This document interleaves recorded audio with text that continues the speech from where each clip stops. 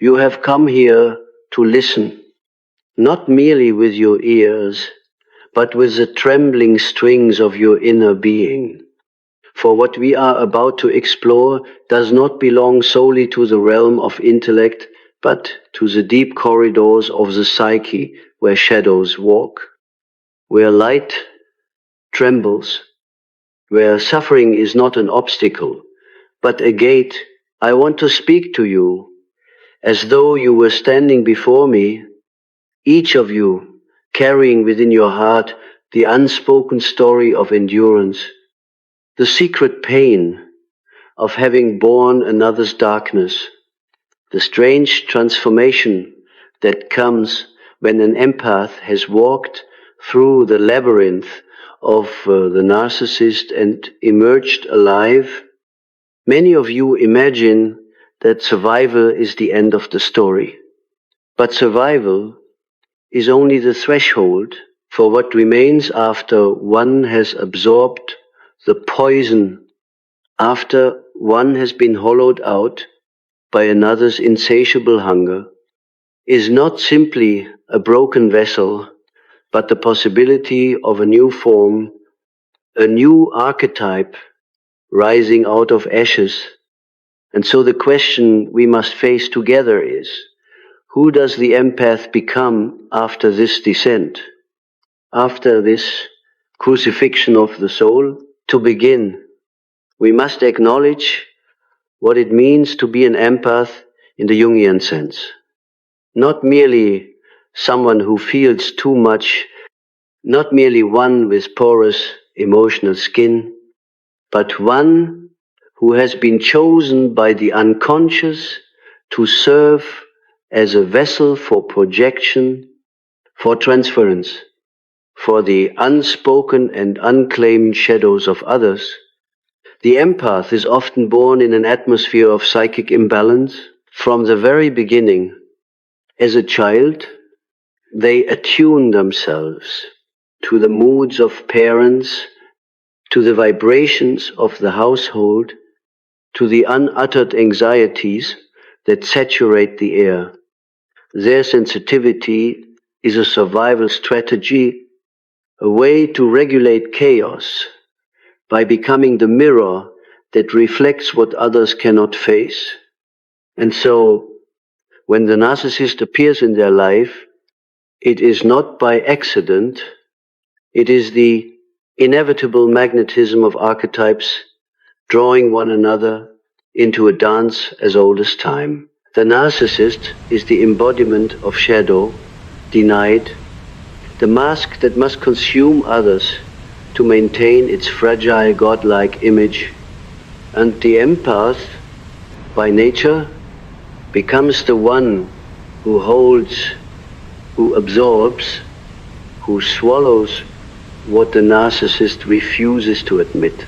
But here lies the crucible. To absorb the narcissist's darkness is no small matter. It is to take into one's own bloodstream a venom that was never yours. It is to feel guilt that was projected upon you, shame that did not belong to you, rage that was planted in your chest like an alien seed. This absorption can feel like death. The empath may lose their sense of identity, drowning in confusion, questioning their sanity, caught in the hall of mirrors, where the narcissist insists that reality is only what the mask proclaims. But I tell you, in that very dissolution, in that very breaking, something archetypal begins.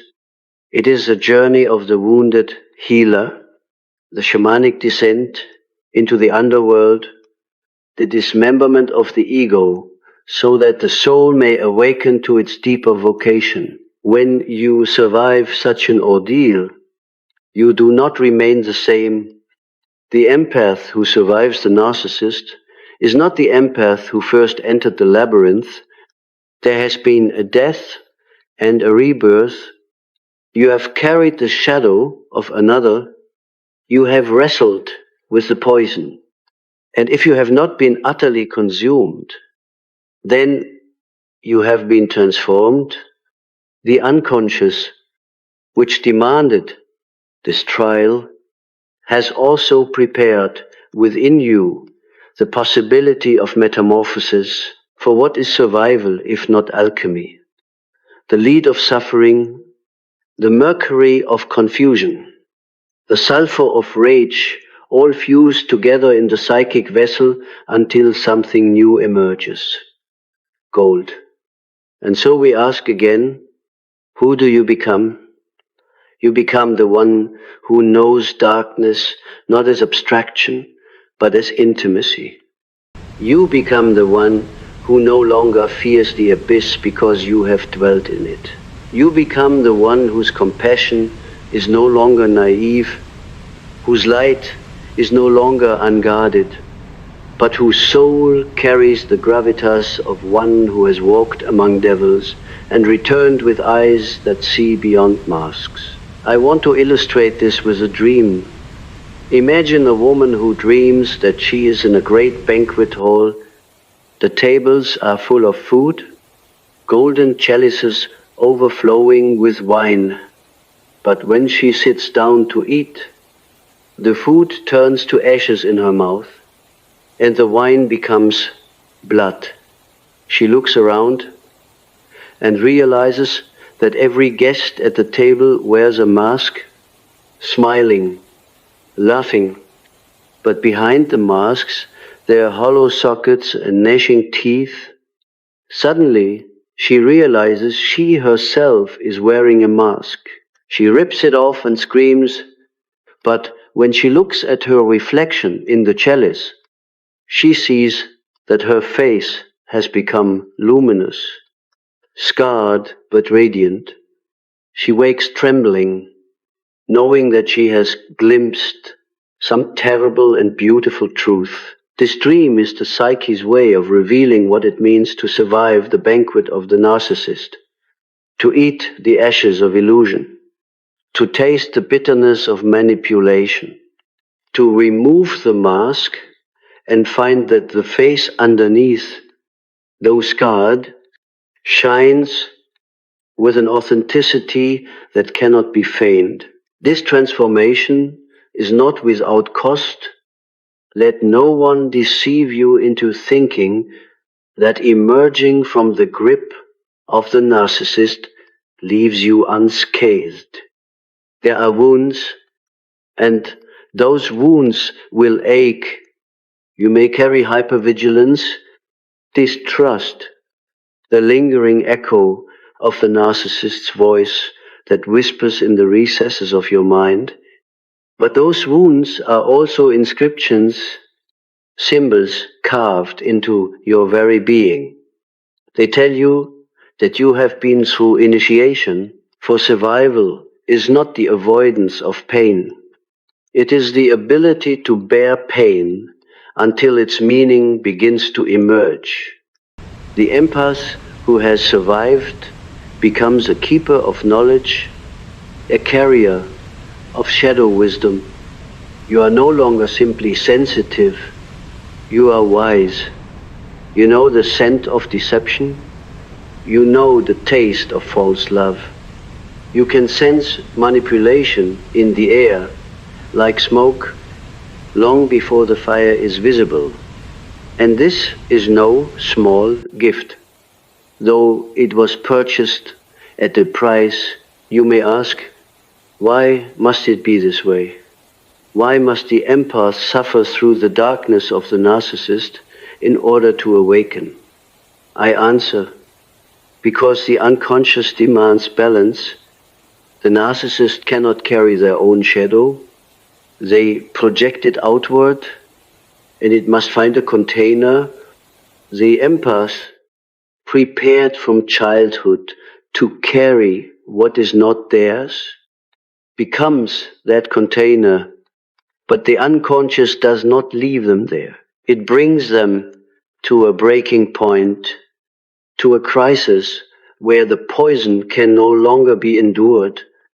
And at that moment, when everything collapses, When identity itself seems shattered, the psyche has the chance to reorganize on a deeper level. This is individuation, the process of becoming who you truly are, not who the world demanded you to be. It is a perilous path, for many do not make it through intact, but those who do emerge with a clarity and strength unknown to those who have never wrestled with such darkness. There's a passage in the alchemical texts that speaks of the nigredo, the blackening. It is the stage where everything is dissolved, where the matter rots, where the light disappears. But it is precisely in this putrefaction that the seed of transformation is sown. The empath who has absorbed the narcissist's darkness enters their own nigredo. They feel destroyed, worthless, emptied. But if they endure, if they refuse to remain in the illusion, then from that black soil the white rose begins to bloom. And so, who does the empath become? They become the alchemist of their own suffering. They become the one who carries not only empathy but discernment. They become the one who no longer gives their soul away cheaply, for they know the cost of such sacrifice. They become, paradoxically, more whole. Now, listen carefully, for I must speak of the danger that remains. The empath, after surviving, may be tempted to harden their heart entirely, to close themselves off, to declare, never again will I feel, never again will I love, never again will I open. This is understandable. It is the psyche's way of protecting itself after devastation. But if this becomes permanent, then the alchemy is incomplete. To heal is not to become stone, it is to become gold. To become stone is merely another form of defense, another mask, and eventually the unconscious will tear it away. True survival means to reopen, but this time not as a lamb led to slaughter, but as a lion who knows its own strength. You will still feel deeply, but you will no longer be devoured by those feelings. You will still love, but you will not confuse love with sacrifice. You will still shine, but your light will not be for those who come only to drain it. This is the paradox of the empath who has survived. Your heart grows larger, but it is also sharper. You are both tender and fierce. Consider again the archetype of the wounded healer. The one who has been wounded in body or soul, and through that wound becomes capable of healing others. This does not mean you will seek out narcissists to save them. That is the old pattern. The trap of endless sacrifice.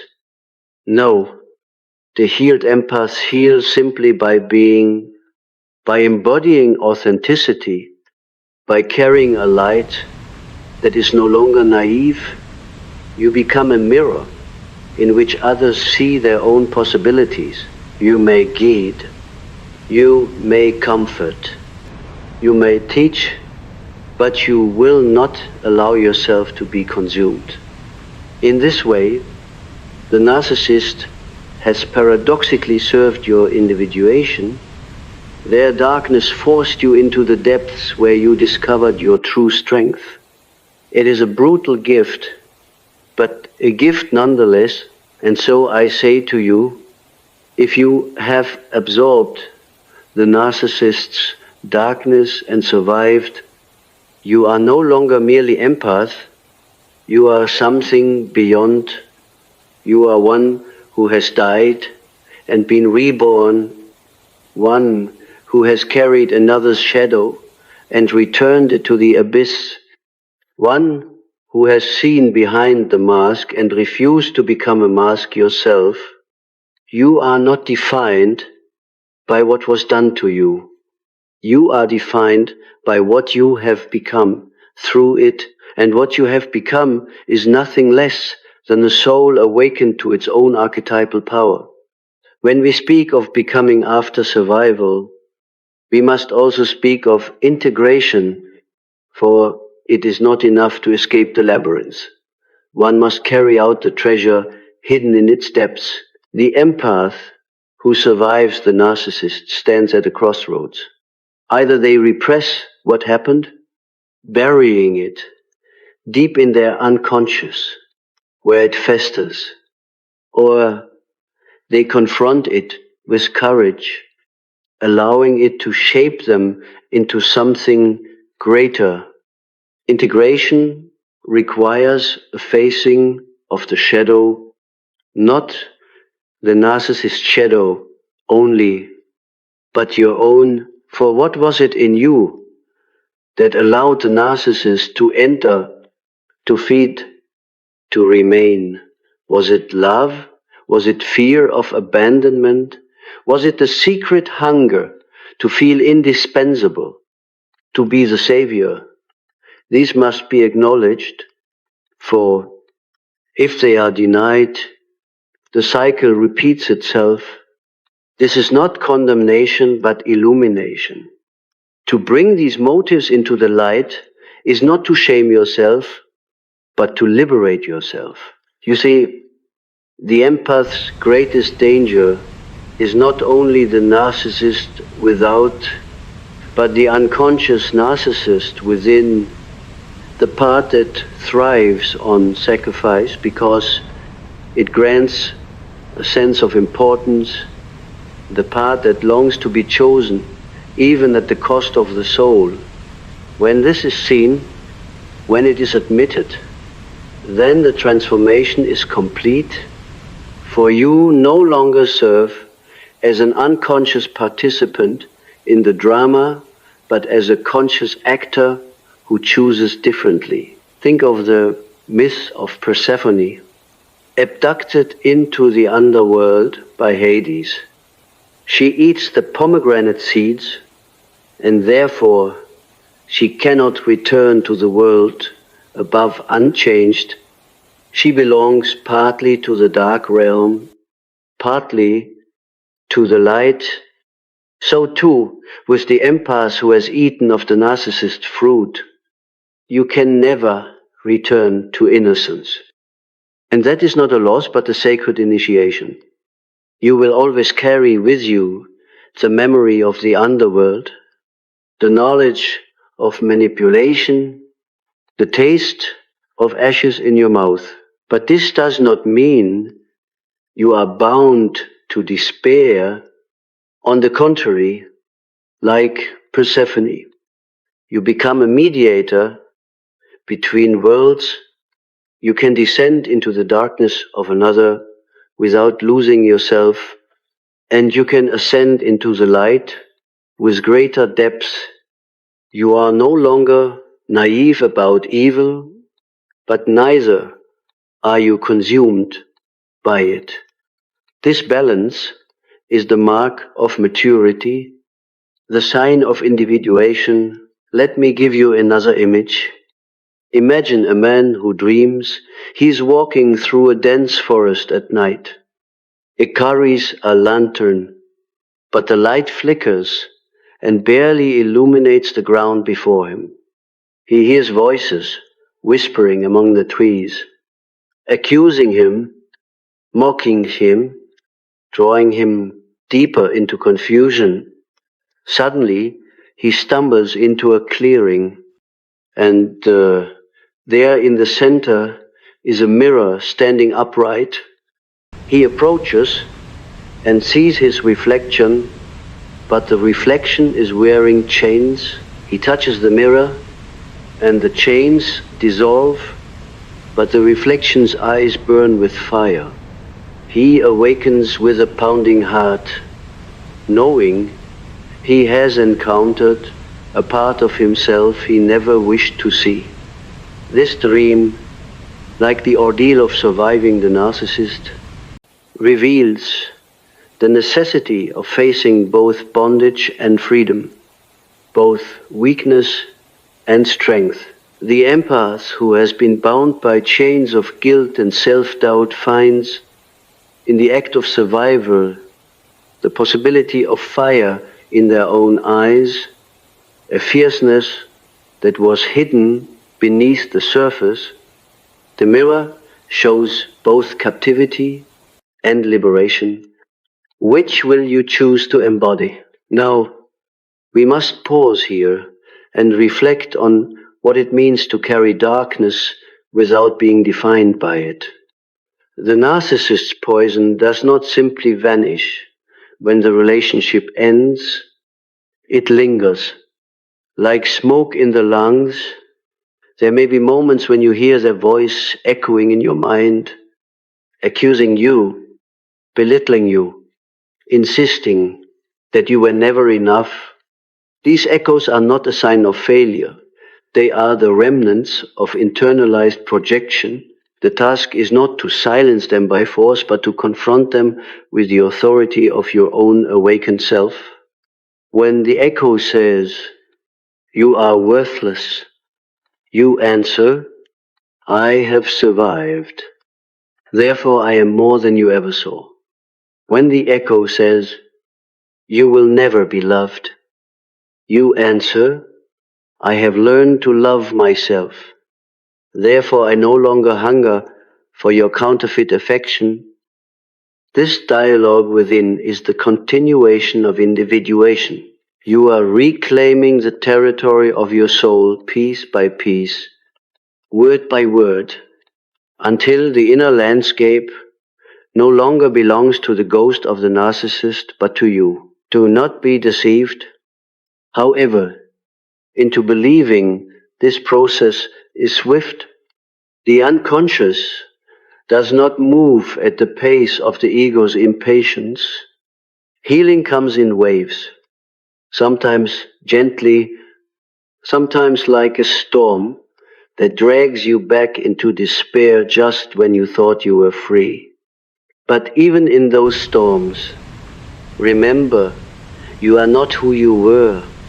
You may feel the old pain, but you are no longer the same vessel. You have been cracked open, and through those cracks, light has entered.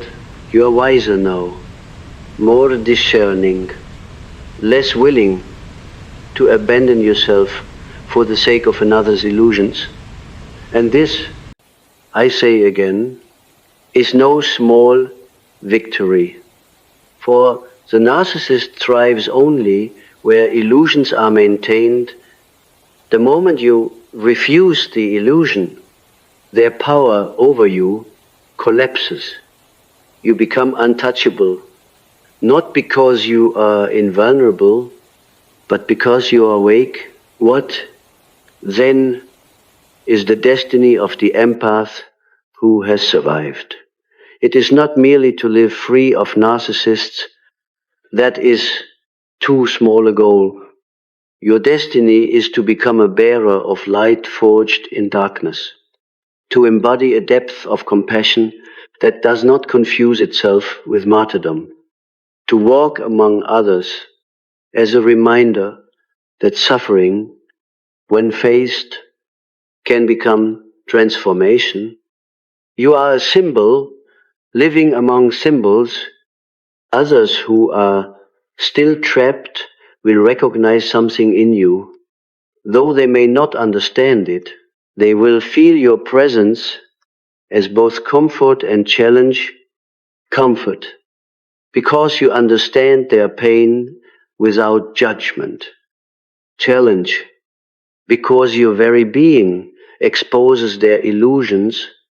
This is the paradoxical role of the survivor, to carry within you both balm and sword, to heal and to divide, to reveal the truth simply By existing as one who has seen and endured, let us consider the archetype of the phoenix rising from ashes. This image has become so common that its power risks being dulled. Yet if you meditate on it deeply, you see that it is no mere metaphor. The empath's old self truly burns away in the fire of the narcissist's darkness. What is reduced to ashes is the identity that once believed love must always mean giving without limit.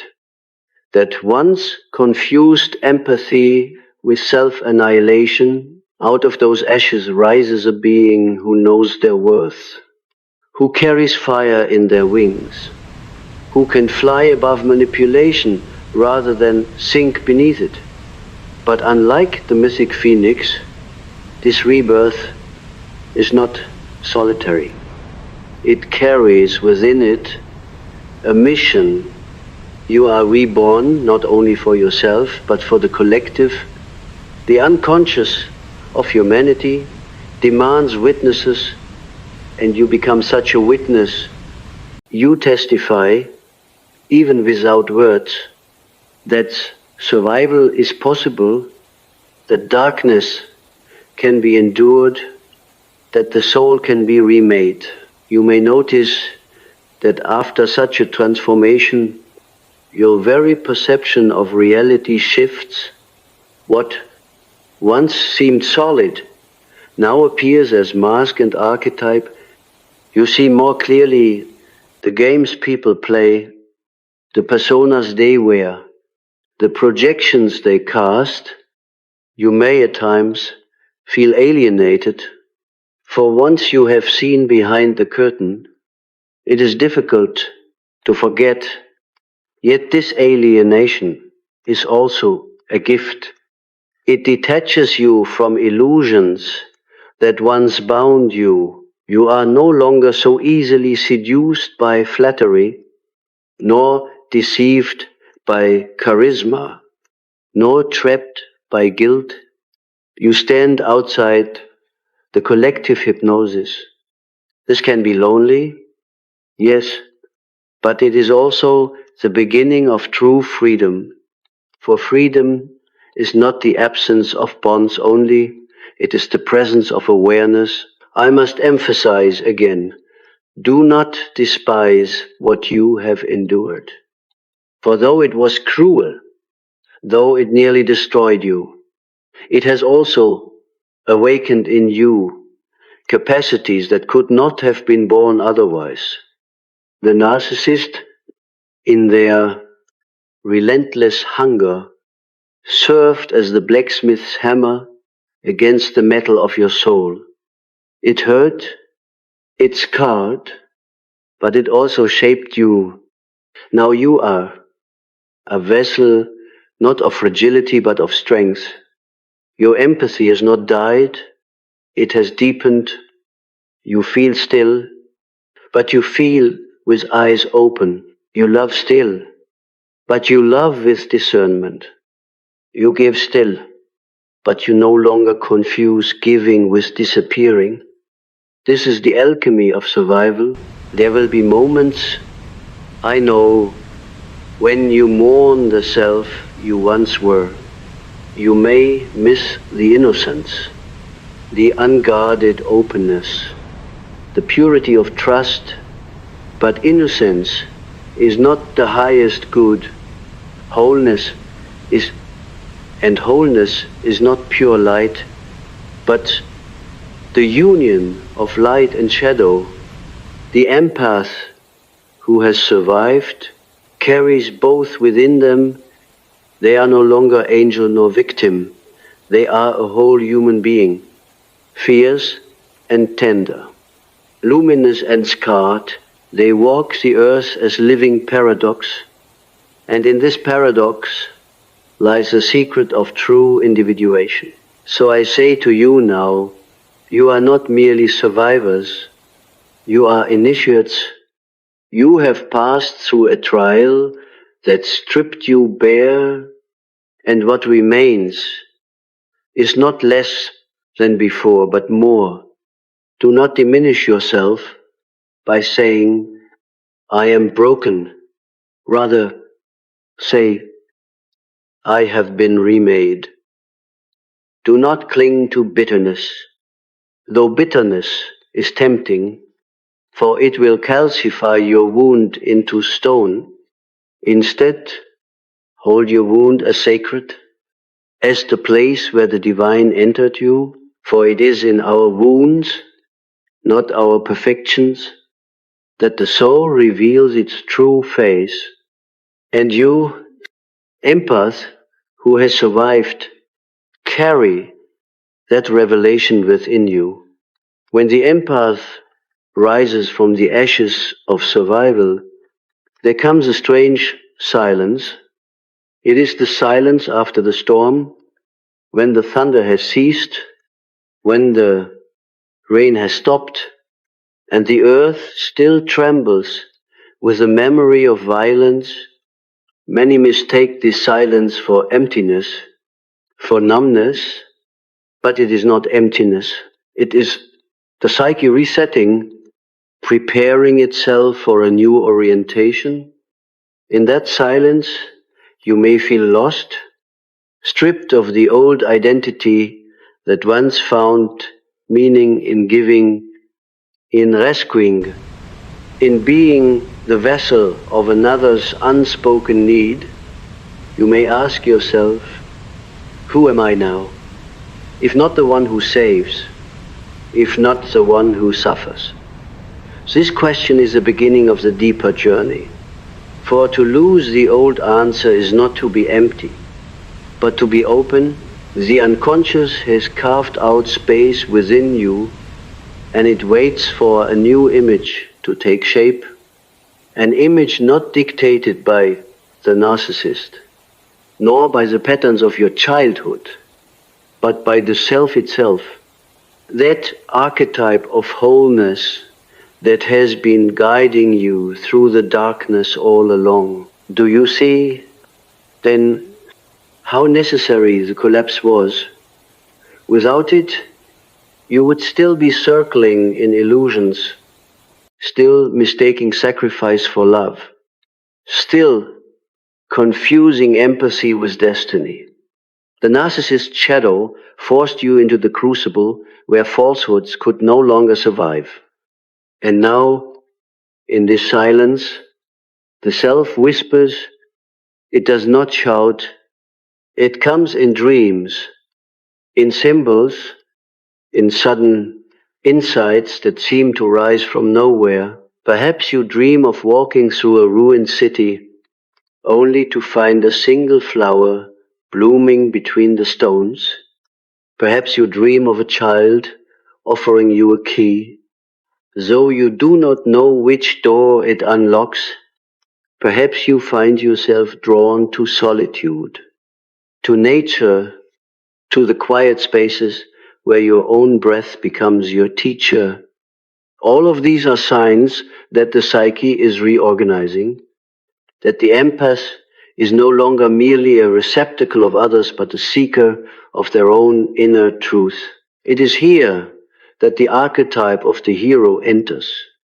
You may not think of yourself as a hero, for your path was not one of conquest, but of endurance. Yet endurance itself is heroic. To survive when another has fed on your light, to keep breathing when your soul has been poisoned, this is a form of heroism as profound as any battle. But unlike the hero of myths who slays the dragon, your dragon could not be slain, for it was within and without. It was in the narcissist, and it was in your own shadow. Your task was not to kill, but to endure until transformation occurred. And now, having endured, you carry within you the boon that the hero always brings back from the underworld: knowledge, knowledge of darkness, knowledge of illusion, knowledge of the resilience of the human spirit. And like all true heroes, You are called to use this knowledge not only for yourself but for others. The hero is never reborn for their own sake alone. They return to the village carrying fire, carrying medicine, carrying vision. But here, I must caution you, the empath who has survived is vulnerable to a new temptation. The temptation to define themselves solely by survival.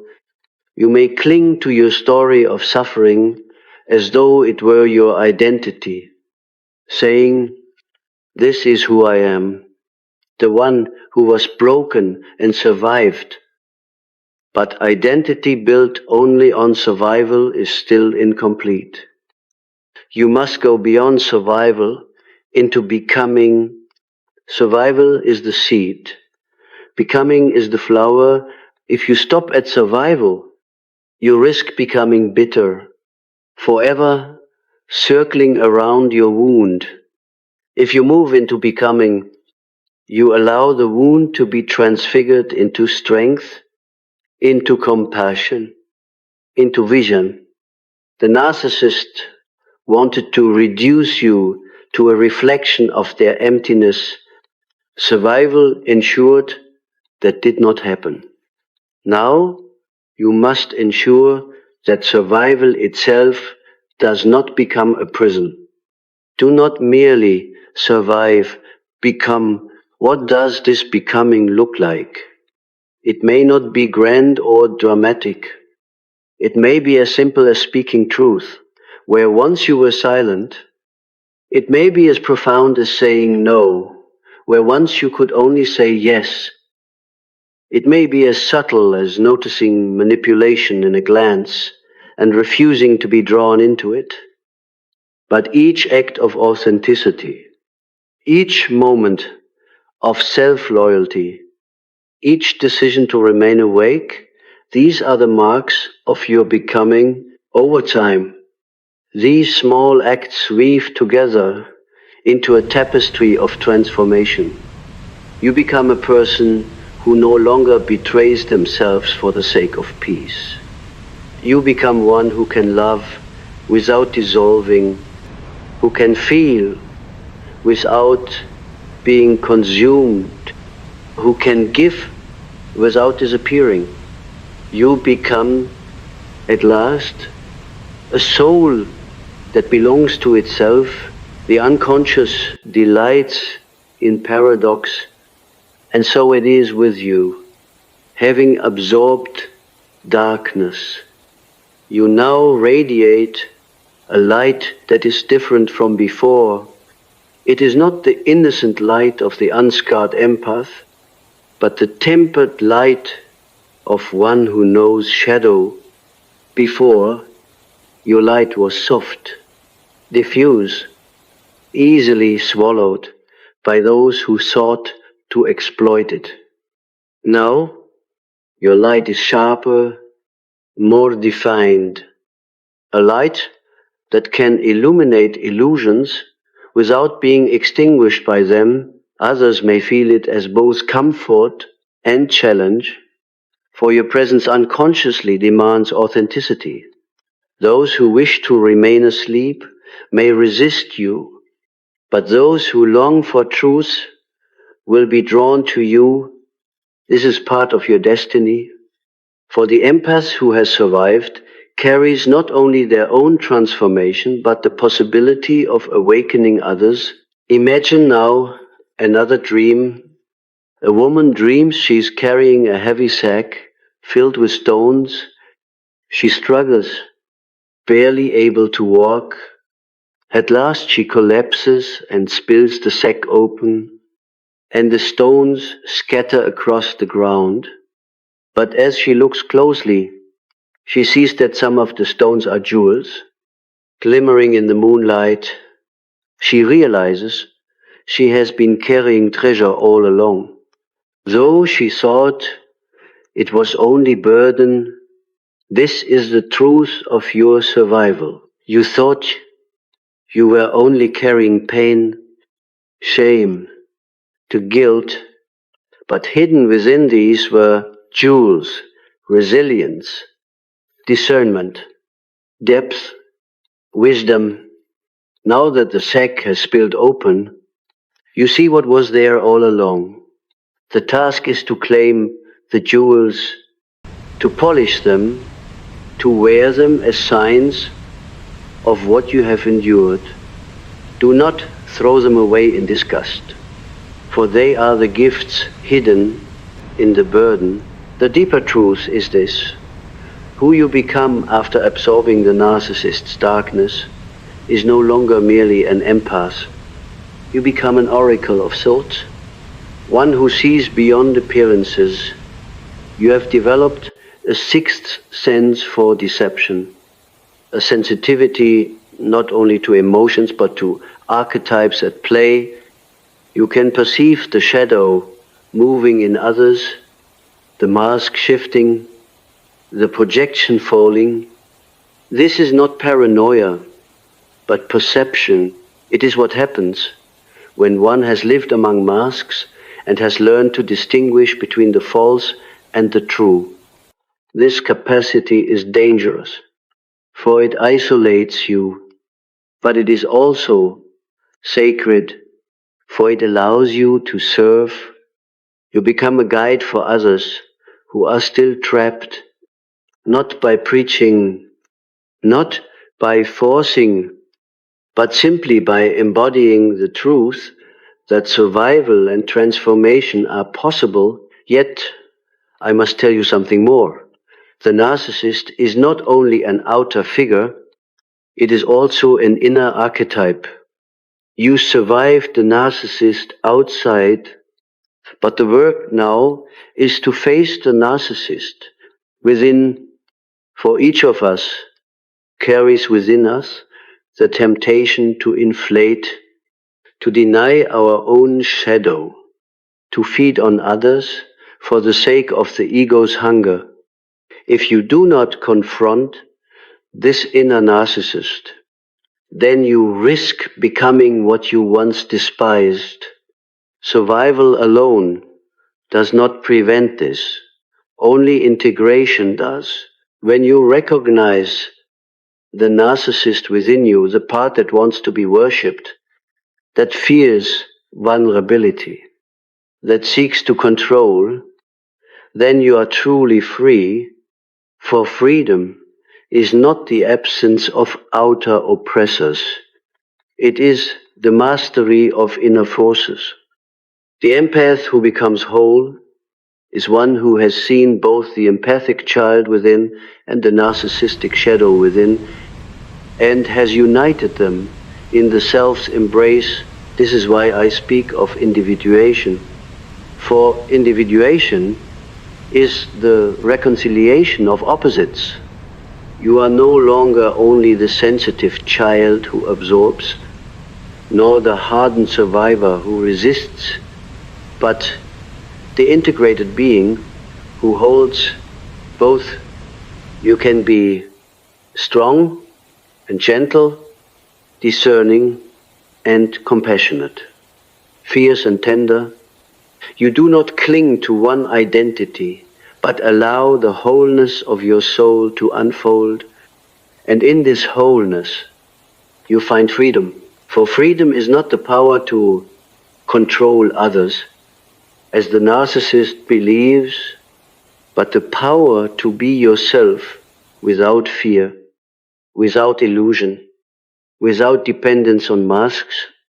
This is what you are becoming, step by step, dream by dream, act by act. So when you ask, who am I now after all this? The answer cannot be given in a single word. You are not only empath, not only survivor, not only wounded healer, you are all of these and more. You are the paradox, the mystery, the living symbol of what it means to carry darkness and still shine. You are the reminder that the soul cannot be destroyed, that even when poisoned it can transform the venom into medicine. You are the phoenix, the Persephone, the hero, the alchemist. You are the one who has walked through death and discovered life on the other side, and now we arrive at the culmination, the place where the journey of survival, of descent and return reveals its ultimate meaning. You have asked, who does the empath become after absorbing the narcissist's darkness and surviving? We have traced the stages of death and rebirth, of shadow and alchemy, of silence and awakening. But the final truth cannot be expressed only in psychological terms. It must be spoken in the language of the soul. For what has taken place is not merely healing, it is initiation. The empath who has survived has crossed the threshold into a new mode of being, one that carries both the fragrance of eternity and the weight of human fragility. To describe this is difficult, for language falters before mystery. Yet we must try, for the psyche demands articulation of what it has endured, lest it remain unformed within. When you survive the narcissist, you have confronted evil, not evil as an abstraction, but evil as intimate reality. You have seen how the mask can devour, how charm can conceal cruelty, how love can be twisted into a weapon. You have felt the hollowness that exists in those who refuse their shadow, the abyss behind their eyes. To face this and not collapse is no small thing. It is to look into the heart of the collective shadow, for the narcissist is not only a person, but a manifestation of what society itself represses, the hunger for domination, the terror of vulnerability.